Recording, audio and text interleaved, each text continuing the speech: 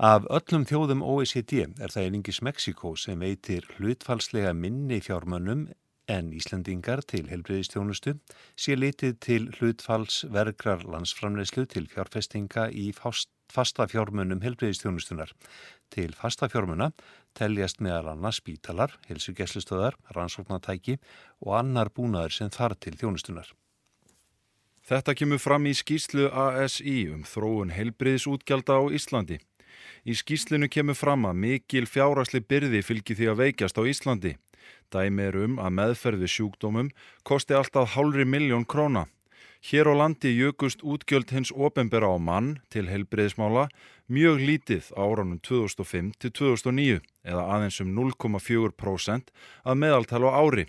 Á sama tíma var árleg meðalaukning í Danmörku 3,4% og tæp 2% í Svíþjóð og Noregi.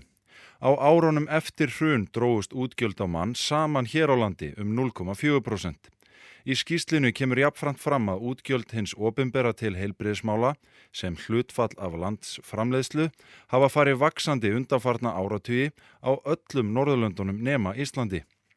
Heilbrigðisútgjöld heimilanna hafa vaxið mun hraðar en útgjöld hins opinbera undanfarin 30 ár. Á 9. áratugnum sáu heimilin fyrir 8-10% af heildarútgjöldum til heilbrigðismála.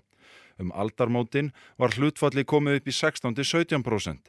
Undanfarin 3 ár hafa heimilin séð fyrir tæplega 19% útgjalda til heilbrigðismála. Í skýrslu ASÍ kemur fram að útgjöld heimila séu misjöfn eftir þjónustuþætti. Þannig sáu heimilin fyrir helmingi allra útgjalda sem þurfti til kaupa á lyfjum. Nánast 60% útgjalda til hjálpartækja og tæplega 80% á fjármögnun tannlæknaþjónustu. Ásgeir Jónsson tók saman.